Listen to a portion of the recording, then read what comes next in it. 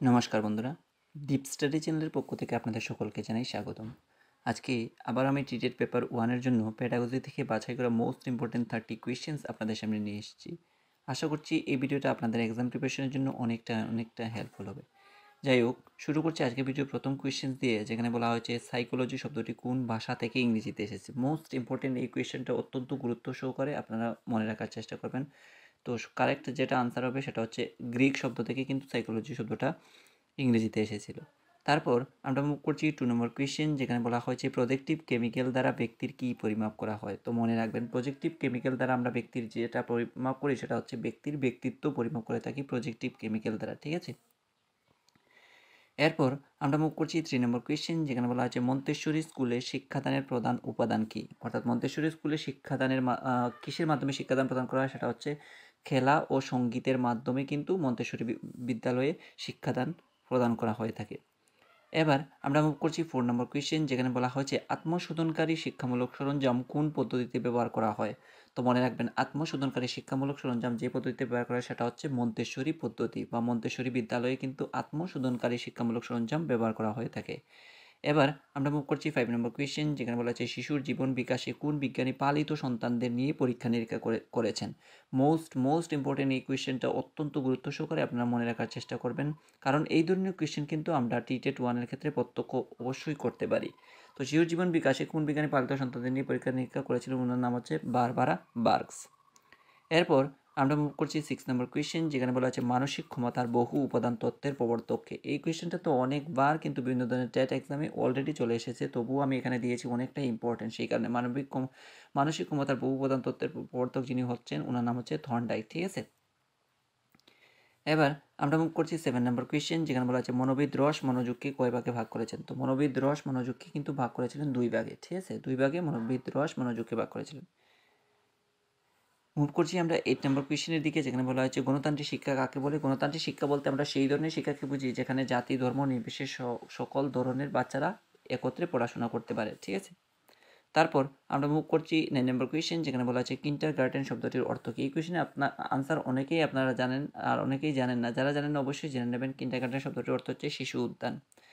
এবার মুভ করছি 10 নম্বর কোয়েশ্চেনের দিকে, যেখানে বলা আছে প্রাথমিক শিক্ষার স্বরূপ বোঝাতে ইংরেজিতে কোন দুটি শব্দ ব্যবহার করা হয়। এই কোয়েশ্চেনটাও কিন্তু অত্যন্ত গুরুত্বপূর্ণ একটা কোয়েশ্চেন, মনে রাখার চেষ্টা করবেন, কারণ এই ধরনের কোয়েশ্চেন কিন্তু আমরা টিটেট 1 এর ক্ষেত্রে প্রত্যক্ষ করতে পারি। সেই উদ্দেশ্যকে মাথায় রেখেই কিন্তু আমি এখানে আজকে এই কোয়েশ্চেনটা তুলে ধরেছি। তো প্রাথমিক শিক্ষার স্বরূপ বোঝাতে ইংরেজিতে যে দুটি শব্দ ব্যবহার করে সেটা হচ্ছে প্রাইমারি ও এলিমেন্টারি, ঠিক আছে।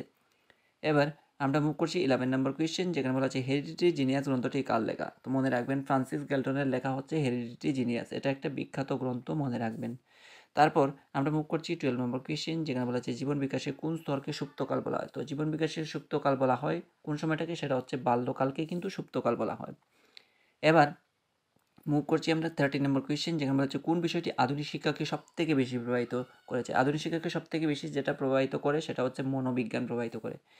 এরপর আমরা মুভ করছি 14 নম্বর কোয়েশ্চেন, যেখানে বলা হচ্ছে পর্যবেক্ষণ দ্বারা সংগৃহীত জ্ঞানকে কী বলা হয়। তো পর্যবেক্ষণ দ্বারা সংগৃহীত যে জ্ঞান সেটাকে এম্পিরিক্যাল জ্ঞান বলা হয়ে থাকে। তারপর আমরা মুভ করছি 15 নম্বর কোয়েশ্চেন, যেখানে বলা হচ্ছে প্রথম কে শিক্ষণ তত্ত্ব প্রদান করেন।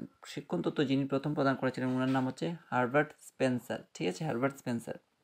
এরপর আমরা মুভ করছি 16 নম্বর কোয়েশ্চেন, কোন নতুন পাঠ শুরুতে কোন পদ্ধতি সঠিক বলে গণ্য করা হয়। অর্থাৎ আপনি ক্লাসে গেলেন, সেখানে গিয়ে নতুন পাঠ শুরু করবেন, সেক্ষেত্রে যে পদ্ধতিটা সবচেয়ে বেশি কার্যকরী হবে সেটা হচ্ছে প্রশ্নকরণ পদ্ধতি। তারপর 17 নম্বর কোয়েশ্চেন, যেখানে বলা আছে ক্লাসের দুর্বল ছাত্রের জন্য কোন কৌশল সঠিক। ক্লাসের দুর্বল ছাত্রদের জন্য যে কৌশলটা সবচেয়ে সঠিক সেটা হচ্ছে প্রকল্প পদ্ধতি, ঠিক আছে। এবার মুভ করছি আমরা 18 নম্বর কোয়েশ্চেন। এই কোয়েশ্চেনটা অত্যন্ত গুরুত্বপূর্ণ একটা কোয়েশ্চেন, আমি এটা এখানে তুলে ধরেছি যাতে করে এই ধরনের কোয়েশ্চেন এলে আপনারা সঠিক আনসারটা নির্বাচন করতে সমর্থ হন। শিশুর ভুলে যাওয়ার প্রবণতাকে আমরা যেটা বলে থাকি সেটা হচ্ছে এমেনেশিয়া, মনে রাখবেন এমেনেশিয়া হচ্ছে কারেক্ট আনসার। এরপর আমরা মুভ করছি 19 নম্বর কোয়েশ্চেন, যেখানে বলা হচ্ছে নিউ রিডাকশন তত্ত্বের প্রবক্তাকে। আপনারা অনেকেই এই কোয়েশ্চেন আনসার জানেন না, তো মনে রাখবেন হাল হচ্ছে নিউ রিডাকশন তত্ত্বের প্রবক্তা। তারপর মুভ করছি আমরা 20 নম্বর কোয়েশ্চেন, যেখানে বলা হচ্ছে শিশুর আবেগ নিয়ে পরীক্ষা করেছেন এমন একজন মনোবিদের নাম কি। তো শিশুর আবেগ নিয়ে পরীক্ষা যিনি করেছিলেন ওনার নাম হচ্ছে ক্যাথারিন ব্রিজেস, ঠিক আছে। ক্যাথারিন ব্রিজেস হবে এই কোয়েশ্চেনের এগেনস্টে কারেক্ট আনসার। এই কোয়েশ্চেনটা অত্যন্ত ইউনিক একটা কোয়েশ্চেন, মনে রাখার চেষ্টা করবেন। তারপর আমরা মুভ করছি 21 নম্বর কোয়েশ্চেন, যেখানে বলা আছে কোন মনোবিদ জি এবং এস দ্বারা যথাক্রমে সাধারণ ও বিশেষ মানসিক ক্ষমতাকে চিহ্নিত করেছেন। তো জি এবং এস দ্বারা যথাক্রমে সাধারণ ও বিশেষ মানসিক ক্ষমতাকে চিহ্নিত করেছেন, ওনার নাম হচ্ছে স্পিয়ারম্যান। ঠিক আছে, স্পিয়ারম্যান হবে এই কোয়েশ্চেনের এগেনস্টে কারেক্ট আনসার। এরপর আমরা মুভ করছি 22 নম্বর কোয়েশ্চেন, যেখানে বলা হচ্ছে কে সিদ্ধান্ত দিয়েছিলেন যে দক্ষতা এক প্রজন্ম থেকে অন্য প্রজন্মের দিকে ধাবিত হয়। তো দক্ষতা এক প্রজন্ম থেকে অন্য প্রজন্মের দিকে ধাবিত হয়, এই কথাটি যিনি বলেছিলেন ওনার নাম হচ্ছে গ্যালটন। ঠিক আছে, গ্যালটন খুব ইম্পর্টেন্ট, এই কোয়েশ্চেনটা মনে রাখার চেষ্টা করবেন, আর গ্যালটন থেকে প্রায়শই এক্সামে কোয়েশ্চেন আসে। 23 নম্বর কোয়েশ্চেন, যেখানে বলা হচ্ছে মানুষের মানসিক কাজকর্ম কিসের দ্বারা নিয়ন্ত্রণ হয়ে থাকে। তো মানুষের যে মানসিক কাজকর্ম সেটা নিয়ন্ত্রণ হয়ে থাকে তার স্নায়ুতন্ত্রের দ্বারা। ঠিক আছে, স্নায়ুতন্ত্র তাকে নিয়ন্ত্রণ করে থাকে মানুষের কাজকর্ম, মানসিক যে কাজকর্ম সেগুলোকে। এবার আমরা মুভ করছি 26 নম্বর কোয়েশ্চেন, যেখানে বলা হচ্ছে শিক্ষা কোন পরিবর্তনের হাতিয়ার হিসেবে কাজ করে। এই কোয়েশ্চেনটাও কিন্তু অত্যন্ত গুরুত্বপূর্ণ একটা কোয়েশ্চেনটা ইজি হলেও অনেকটা ইম্পর্ট্যান্ট রয়েছে এই কোয়েশ্চেনটা। তো মনে রাখবেন, একজন শিশু কিসের জন্য শিখে? সমাজকে পরিবর্তনের জন্যই শিখে। সমাজের মধ্যে কোনো ধরনের নেগেটিভ প্রভাবকে পজিটিভে নিয়ে আসার জন্যই কিন্তু শিক্ষার আমরা কী করি? গ্রহণ করে থাকি। ঠিক আছে, এবার 27 নম্বর কোয়েশ্চেন, যেখানে বলা হচ্ছে শিখনের সংযোজন বা তত্ত্বের প্রবক্তাকে। এই কোয়েশ্চেনের এগেনস্টে আমার কিছু বলার নেই, এতটাই ইম্পর্টেন্ট এই কোয়েশ্চেনটা, তো মনে রাখবেন শিখনের সংযোজন বা তত্ত্বের প্রবক্তাকে। শিখনের সংযোজন বা তত্ত্বের প্রবক্তা হচ্ছেন থর্নডাইক। ঠিক আছে, এরপর আমরা মুভ করছি 28 নম্বর কোয়েশ্চেন, যেখানে বলা হচ্ছে কোন সময় শিশুর বিকাশ হয় না। অর্থাৎ আমরা জানি যখন শিশু ভ্রূণাবস্থায় থাকে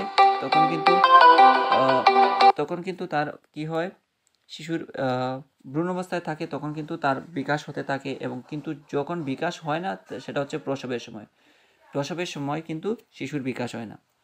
এরপর আমরা মুভ করছি 29 নম্বর কোয়েশ্চেন, যেখানে বলা হচ্ছে পেঁয়াজের নিয়মতান্ত্রিক সক্রিয়তার স্তর কোন স্তরের অন্তর্গত। পেঁয়াজের নিয়মতান্ত্রিক সক্রিয়তার স্তর কোন স্তরের অন্তর্গত? সেটা হচ্ছে পেঁয়াজের চতুর্থ স্তরের অন্তর্গত। পেঁয়াজের নিয়মতান্ত্রিক সক্রিয়তা, এই ধরনের কোয়েশ্চেন কিন্তু খুব ইম্পর্টেন্ট কোয়েশ্চেন, এবং পেঁয়াজের থেকে এই ধরনের কোয়েশ্চেন আমরা প্রত্যক্ষ করতে পারি টিটেট 1-এর ক্ষেত্রে। তো অবশ্যই মনে রাখার চেষ্টা করবেন পেঁয়াজের নিয়মতান্ত্রিক সক্রিয়তার স্তর হচ্ছে চতুর্থ স্তরের অন্তর্গত। এরপর আমরা মুভ করছি 30 নম্বর কোয়েশ্চেন, যেখানে বলা হচ্ছে বুদ্ধির বাছাই তত্ত্বের প্রবক্তাকে। তো আমি নিশ্চয়ই জানছি যে আপনারা এই কোয়েশ্চেনের আনসারটা অনেকেই জানেন, আবার অনেকেই জানেন না। ঠিক আছে, তো অবশ্যই যারা জানেন না সেটা আনসারটা জেনে নেবার চেষ্টা করবেন। বুদ্ধির বাছাই তত্ত্বের প্রবক্তা হচ্ছে থমসন। ঠিক আছে, তো এই ছিল টেট 1 পেডাগজির জন্য বাছাই করে মোস্ট ইম্পর্টেন্ট 30 কোয়েশ্চেন্স। আশা করছি এই 30 কোয়েশ্চেন্স আপনাদের এক্সাম প্রিপারেশনের জন্য অনেকটা হেল্পফুল হয়েছে। আর যদি এই ভিডিওটা আপনাদের এক্সাম প্রিপারেশনের জন্য কিছুটা হলেও কাজে আসে, তাহলে অবশ্যই একটা লাইক, কমেন্ট, শেয়ার এবং সাবস্ক্রাইব করে দিয়ে ডিপ স্টাডি চ্যানেলের সঙ্গে জুড়ে থাকার চেষ্টা করবেন। ধন্যবাদ সবাইকে। আপনারা সবাই ভালো থাকুন, সুস্থ থাকুন, আর সুস্থভাবে আপনাদের এক্সাম প্রিপারেশনকেও চালিয়ে নিয়ে যান, এই কামনাই করছি। দেখা হবে পরবর্তী আরও একটি নতুন ভিডিওর সঙ্গে।